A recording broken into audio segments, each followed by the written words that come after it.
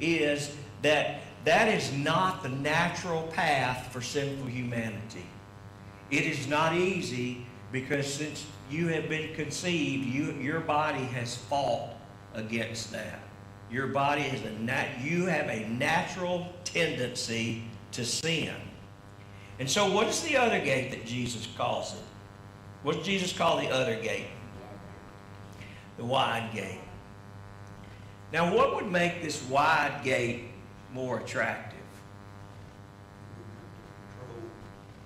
Control in your thinking or your actions. Yeah. Still get it. Right. It's an easier path. It's all worldly. What is it? More options. You know, we know that there's only one way to get to heaven, and that's through Jesus, but there's a whole lot of ways to get to hell. Any other way is going to get you to hell. And so, you know, Jesus calls this wide gate because it is comfortable, it's popular, it's easy. It's almost like from the mindset, we talked a few weeks ago about taking the weight off of us, the weight that so easily ensnares us. And it's almost like you got to strip yourself of everything and deny yourself to be able to get through that narrow gate. But man, you can drag all the baggage you want through that wide gate. I mean, it doesn't matter what you take through there with you. And so, if you notice, Jesus has some descriptions on these. He talks about the wide gate. It's a broad road. And how many people does he say are going to go down that road? Many. Many.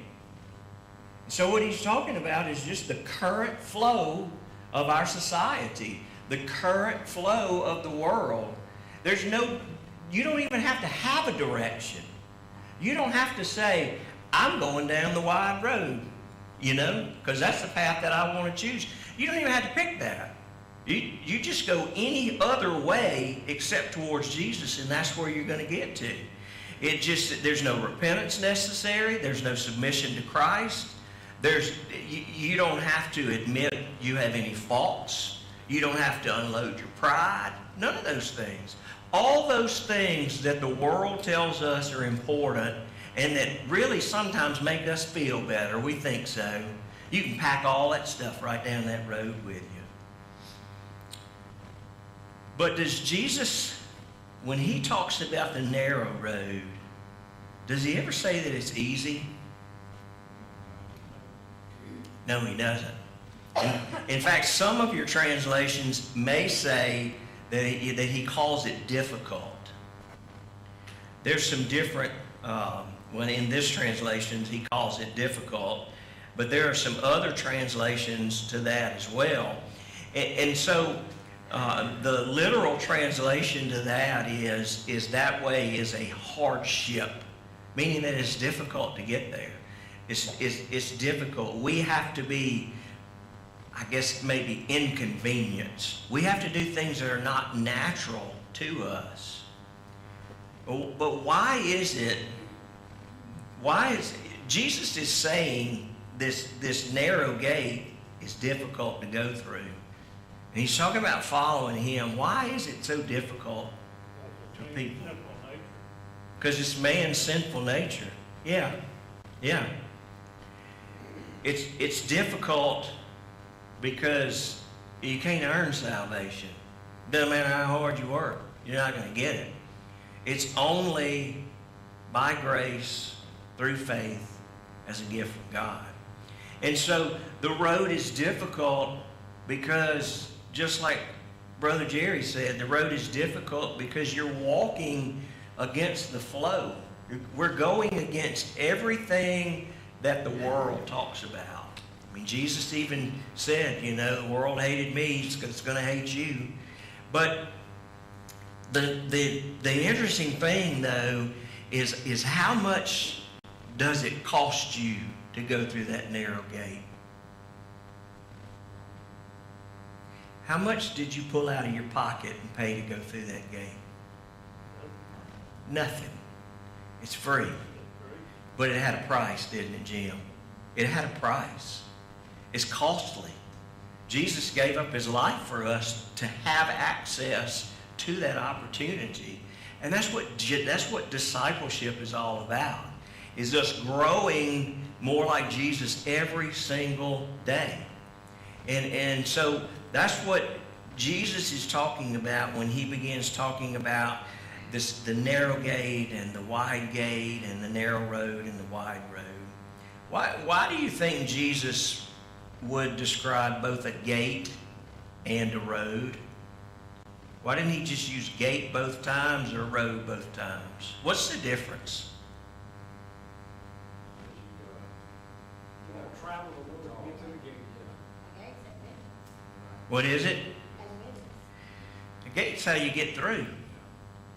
And then once you get through, you're on that everyday journey that you're walking down that road, whether it's the narrow road or whether it is the wide road. The gate is what pictures our access into the kingdom. Entering the gate is the beginning. It's the beginning of our relationship with the Lord. But walking that road is a lifetime journey. And you know, sadly, there are people who have entered that gate and felt like that's what they needed to do, and they're done. And they've not walked that road. And they've not become disciples of God. And so it's so important that we understand discipleship and that we understand that it's a process. You know, when you turn to the Lord and you're saved, you're never too young to start discipleship, but you're never too old to stop discipleship. If you get to a point in your life to where you say, I'm good, I don't need anything else, then you need to spend some time with the Lord, because discipleship never stops. Growing never stops. Look with me over in Luke chapter 13. Flip over to Luke chapter 13 with me.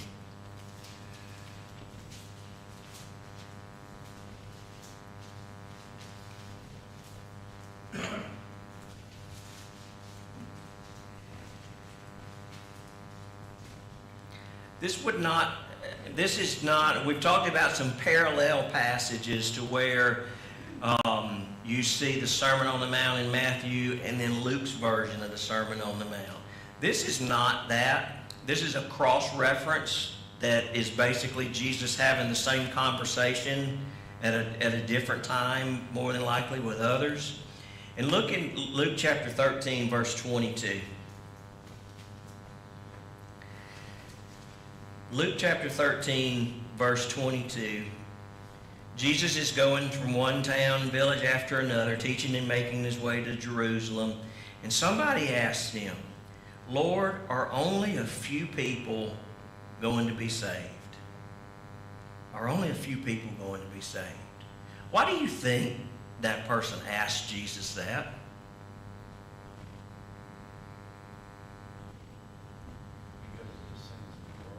Because of the sins of the world? They could have doubts, yeah. They sure could have. For some reason, that person asked Jesus, are there only going to be a few people who are going to be saved? And I want you to look at what Jesus does. Jesus doesn't quote him statistics. Jesus doesn't give him numbers or any of those kinds of things. Jesus, in verse 24, says, make every effort to enter through the narrow door. Jesus turns this person's question of curiosity to personal responsibility. He asked him, are there just going to be a few people going to heaven? And Jesus looked back at him and he said, you need to do everything you can do to get there. The question is never how many people are going to be saved. The question is never whether this or that is going to take place. The question is, It's a personal responsibility question. Have you entered through the narrow gate? And that's exactly what Jesus is talking about there. And so, Jesus chooses that narrow gate term, that mental picture, for the sole purpose that there is only one way in to the kingdom, and that's through Him. And He tells us that in John 14, I'm the way, I'm the truth, and I'm the life. No man comes to the Father except through me. And so He doesn't list all these other ways that you get to hell down the wide road. All He says is there's only one way. There's a narrow gate and a narrow road, and that's the only way you get to me. And so unfortunately in our world today, you know, that wide gate, that wide road is just what's comfortable for a lot of people. But as fellow believers, you know, we've got to remember that that gate, that narrow gate, is open to anybody. And even if they've made a choice in their life and they're going down the wrong way, Jesus would tell them, I'm the way, I'm the truth, and I'm the life. If you want to come to the Father, you're going to come through me. And He would allow them access. And so we have to keep that in mind. You know, and Jesus is not finished because He's not returned. And until He does return and He calls all this off, we're not finished either. Discipleship doesn't end at a certain time, and Jesus gives us these instructions so that we know that. Next week, we'll move to the next couple of verses, which Jesus talks about something very similar, but it's just a little bit different idea there. And Jesus, I mean, it's just, I want you to see, I want you to mentally picture Jesus is speaking to all these people who are sitting on the side of the hill, and they've all heard the greatest sermon in the world. And He turns around and He looks at them and He said, and it's your personal responsibility to do something with that. You're going to make a choice. You're going to make a choice. And so if you leave here and you don't make a choice, you've made your choice. And so that's what we have for the world. We've got the gospel for the world, the same gospel that Jesus preached. And look, God is still saving sinners every single day. And so we need to be mentally prepared that He's not done with us, and He's got a task for us, and we're to just keep on praying for people and keep on sharing the gospel with others. All right. If you're joining us online, we appreciate you joining us online. We'll be back on Sunday mornings at 10:30 and on Wednesdays around 6 o'clock. And we appreciate you being with us tonight. All right. Who needs a prayer guide?